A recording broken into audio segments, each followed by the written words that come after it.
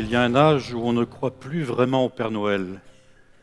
Il n'empêche, on a tous été bercés par des contes ou des histoires un petit peu mystérieuses lors de notre enfance. Je ne sais pas si vous vous souvenez d'un conte particulier qui vous a marqué et que vous auriez aimé transmettre ou que vous avez transmis peut-être à vos enfants ou à vos petits-enfants. Moi, je me souviens de l'un d'eux tout particulièrement. Je ne sais pas son auteur, d'ailleurs, je ne l'avais pas demandé. J'avais une dizaine d'années peut-être. C'est l'histoire d'un prince oriental très pris par les affaires de son royaume et qui décide un jour de convoquer ses sages, ses savants. Il leur dit, mes amis, écrivez-moi en un certain nombre de volumes tout ce qu'il est important de savoir, de connaître à notre époque et que je transmettrai. Ils se mettent à l'ouvrage et quelque temps plus tard, il lui apporte 74 volumes, tout ce qu'il faut savoir et tout ce que l'on peut transmettre en sciences, en technique, en art, en philosophie, en littérature, une encyclopédie. Très pris par les affaires de son royaume, il en remet la lecture à plus tard. Il les convoque à nouveau. Mes amis, le temps me manque pour lire autant de livres. Est-ce que vous pouvez les résumer en 16 livres ? Ils s'exécutent. Là encore, le temps passe. Très pris par les affaires du royaume, il leur dit, mes amis, le temps me manque pour lire autant de livres. Est-ce que vous pouvez les résumer en un seul ouvrage ? Ils le font. Mais le roi, devenu très vieux, n'a plus le temps. Ses jours lui sont comptés. Il convoque à nouveau les sages, les philosophes, les savants. Il leur dit, mes amis, est-ce que vous pourriez résumer ce que je dois savoir d'essentiel et ce que je dois transmettre en une phrase, et si possible en un mot? Les sages se taisent, réfléchissent et disent, mais quoi au fait? Le conte s'arrête là, sur une parole inexprimée, sur une immense frustration. Et ce conte inabouti a hanté mes nuits. Et en fait, en y réfléchissant, sage parmi les sages, si j'avais eu à transmettre un mot au prince, je crois que j'aurais dit « Non, je ne vais pas vous le dire. C'est un secret. » D'ailleurs, qu'auriez-vous dit à ce prince qui serait la fin, le terme ultime de l'existence ? Je vous laisse réfléchir, je vous reposerai la question dans un quart d'heure.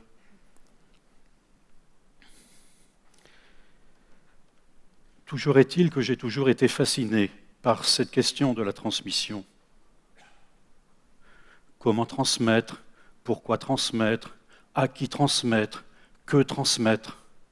Et comme ce conte renvoyait à une question essentielle, je suis devenu tout naturellement professeur de philosophie, attaché à transmettre une culture, un esprit critique, à former des hommes et des femmes libres autant qu'il se peut.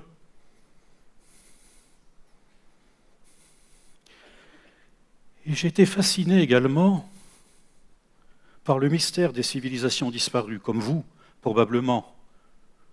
L'Égypte ancienne, les Mayas, encore Vat, l'île de Pâques, les civilisations qui naissent, qui se développent, qui meurent, panne de la transmission.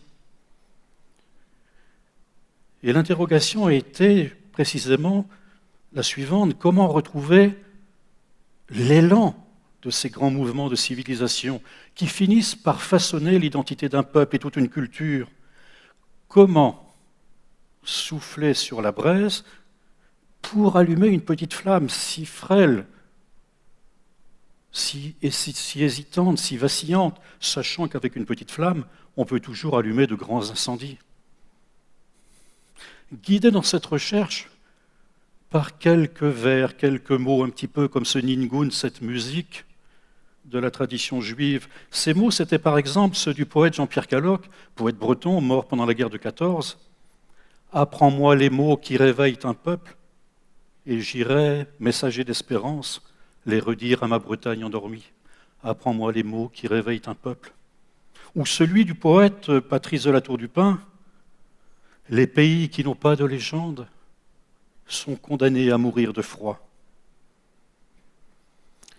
Alors je me suis dit, eh bien, si je crée une île de Pâques, une nouvelle île de Pâques, à l'image d'une civilisation, projet ambitieux, sachant qu'il y a en Bretagne 1 millier de saints, réputés tels, qui ont donné leur nom à la quasi-totalité des communes de Bretagne. La carte d'état-major de la Bretagne est une véritable litanie des saints.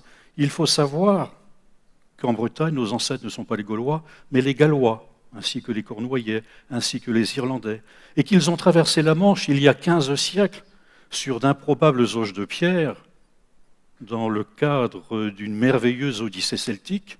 Ils se sont installés en Armorique, et le récit de leur vie a fini par composer un légendaire extraordinaire, ces fameuses vies de saints.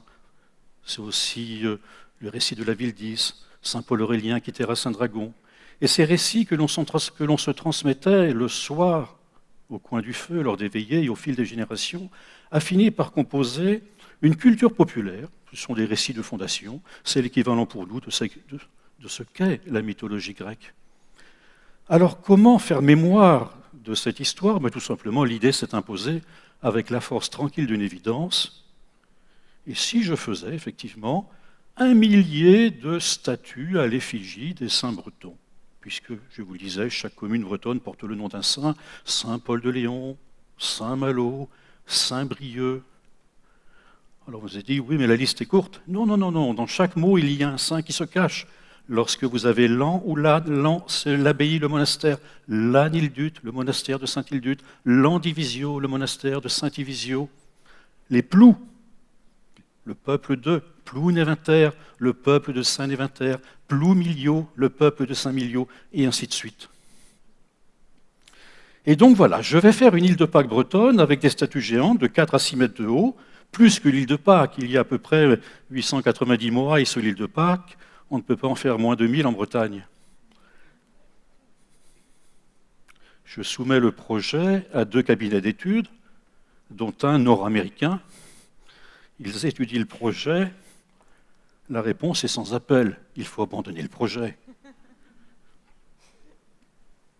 Un projet qui repose sur le rappel d'une époque mérovingienne, c'est-à-dire l'époque de Dagobert, de Childebert. Mais vous n'y pensez pas, tout le monde a oublié cela. Un projet qui repose sur des saints. Nous sommes en pleine époque de sécularisation, de sortie de la religion. Un projet qui rappellera toute une culture régionale, une culture bretonne. Mais enfin, nous sommes confrontés au rouleau compresseur d'une sous-culture mondialisée. Un projet qui prendra place en Bretagne, en plein cœur de la Bretagne, dans une région frappée par la désertification, à l'écart des routes touristiques. Mais c'est irréaliste. Un projet qui sera financé par le mécénat, en plein ralentissement économique. Un projet qui ne comprendra pas d'entrée payante. Mais vous êtes un doux rêveur. Dois-je continuer la liste de toutes les impossibilités qui rendaient ce projet impossible? Aujourd'hui, dans une petite commune du centre-Bretagne, 114 statues géantes de 4 à 6 mètres de haut se dressent pour composer ce que j'ai appelé la vallée des saints, me souvenant que dans ma jeunesse, j'avais descendu le Nil, visité la vallée des rois et des reines, et médité sur les civilisations disparues au sommet de la grande pyramide de Khéops, à 140 mètres de hauteur. Et à la fin de cette année 2018, la vallée des Saints, qui est un lieu de transmission d'une histoire bretonne oubliée, qui est un lieu de transmission d'un savoir-faire artistique, celui des sculpteurs, et on va ouvrir dans quelques semaines la première école de sculpture monumentale d'Europe, lieu de transmission d'une culture populaire qui n'était plus enseignée, lieu de transmission d'un esprit. Eh bien, cette vallée des Saints, à la fin de l'année 2018, selon le rythme de fréquentation actuel, va dépasser le nombre de 430 000 visiteurs, avec l'objectif, même si ce n'est pas une fin en soi, d'1 million de visiteurs d'ici 4 à 5 ans.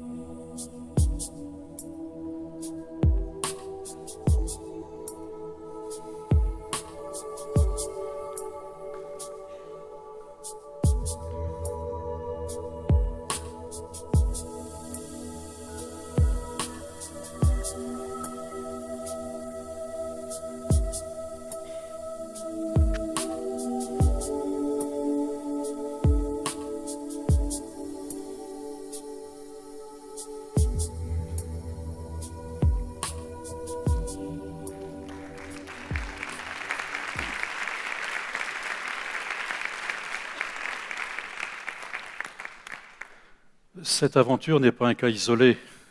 Il y a près d'un quart de siècle, je me suis attaché à relancer un très vieux pèlerinage, le Trobrez au Tour de Bretagne, qui invitait autrefois chaque Breton à faire, une fois en sa vie, le tour des 7 cathédrales anciennes et actuelles de Bretagne, Quimper, Saint-Paul-de-Léon, Tréguier, Saint-Brieuc, Saint-Malo, Dolvanne, soit 800 km environ, un mois de marche, à raison de 25 à 30 km par jour.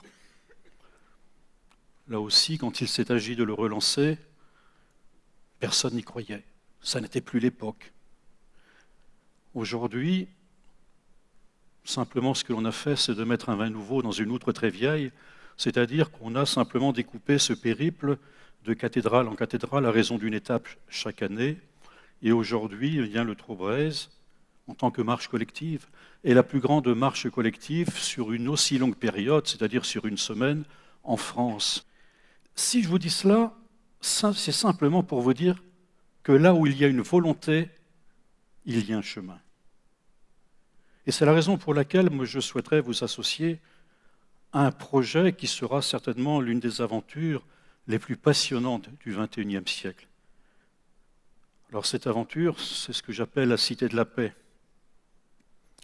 Alors je vous disais tout à l'heure que j'étais professeur de philosophie, donc j'ai commencé ma carrière, il y a déjà un certain temps, c'était en 1976, l'autre millénaire, coopérant au Nord Cameroun, sur les hauts plateaux de la Damawa, à 1200 mètres d'altitude, en plein pays musulman, jeune professeur, sans expérience, sans bibliothèque de travail, sans photocopieuse, sans Internet, sans télévision, le téléphone une fois par semaine et le courrier au rythme des bouteilles à la mer. Mais des classes de 50 élèves qui étudiaient le soir à la lumière des réverbères. Là était la vraie vie en même temps à former les premiers équipages de la jeune histoire du Cameroun. Et quand je suis retourné au Cameroun, il y a quelques années, en touriste cette fois-ci, j'ai été bouleversé de voir l'évolution du pays. Il faut savoir que le Cameroun, c'est une Afrique en miniature. Il y a une centaine d'ethnies, une centaine de tribus. Et chacune a ou avait un type d'architecture vernaculaire bien spécifique. Les Sarés des Foulbés, les Kazobu des Mousgoum, les Cases des Pygmées. Et lorsque je suis revenu, effectivement, tout cela avait disparu, remplacé par des maisons en briques et en tôle, pathétique caricature de la modernité, inadaptée au climat, il crève de chaud là-dessous, conduisant à l'endettement, alors qu'autrefois les matériaux naturels ne coûtaient rien et créaient des solidarités de bâtisseurs. Tout un patrimoine d'architecture vernaculaire était en train de disparaître. L'idée était donc de faire un conservatoire de l'architecture traditionnelle camerounaise. Pendant qu'il en était encore, l'UNESCO tire la sonnette d'alarme. Bientôt, tout sera effacé. Je vais donc à Yaoundé, la capitale du Cameroun. Je rencontre 3 ministres. un recteur d'université, plusieurs maires, et je récupère très vite 500 hectares pour bâtir donc ce conservatoire de l'architecture traditionnelle au nord Cameroun. Mais entre-temps, vous suivez l'actualité, les incursions meurtrières de Boko Haram, en provenance du Nigeria voisin, rendent ce projet momentanément impossible, en tout cas le mettre entre parenthèses. Et cette parenthèse, eh bien, j'ai décidé de la mettre à profit en modifiant le projet. C'est-à-dire non plus simplement en faisant un conservatoire de l'architecture traditionnelle camerounaise, mais un conservatoire de l'architecture traditionnelle mondiale. Non plus un projet breton, mais un projet mondial, l'idée étant de rassembler tous les pays du monde pour bâtir, façon exposition universelle, mais dans une optique de vocation pérenne, les habitats les plus emblématiques de l'architecture vernaculaire en terre. Vous savez que les maisons en terre peuvent durer plusieurs siècles, si elles sont bien entretenues, en pierre sèche ou en bois. Alors ce projet, c'est tout simplement un projet que l'on doit conduire au nom d'une exigence tout à fait légitime et évidente de sauvegarde d'un héritage universel au nom du droit des peuples à la continuité historique. Alors ce projet sera un vaste chantier qui mettra sur un même site, qui fera bâtir sur un même endroit des jeunes et des moins jeunes de tous les pays, de tous les continents, avec des passerelles qui s'ouvriront vers des chantiers d'éco-construction afin d'allier à la fois un savoir-faire ancestral et puis les exigences légitimes du confort et de la modernité. Alors, puisqu'il faut prouver le mouvement en marchant, on va commencer dès l'an prochain ce premier chantier qui consistera à bâtir les premières cases obus du Cameroun. Alors, les cases obus, ce sont des cases de 15 à 16 mètres de haut, celles qui ont fasciné André Gide lorsqu'il était de passage dans cette région d'Afrique centrale et qu'il décrit d'ailleurs dans ses carnets le retour du Tchad. Il n'en existe quasiment plus. Ce projet portera le nom de Cité de la Paix pour faire mémoire des hommes et des femmes de paix de ces différents pays. Par exemple, pour les cases obus du Cameroun, eh bien, la promotion de bâtisseurs sera placée sous le patronage de Monseigneur Yves Plumet, évêque breton originaire de Vannes, que j'ai bien connu, assassiné, étranglé, un petit matin, chez lui au Nord Cameroun. Pour des maisons d'Inde, ça pourrait être Mère Teresa, d'Afrique du Sud, Mandela. Dans un compagnonnage universel, eh bien, on fera résonner le chant du monde dans une aventure qui est relativement originale et en tout cas passionnante. Et sur ce patrimoine d'architecture vernaculaire, l'ambition est de greffer également tout le patrimoine immatériel, les contes, les légendes, les danses, la cuisine, les vêtements, les langues.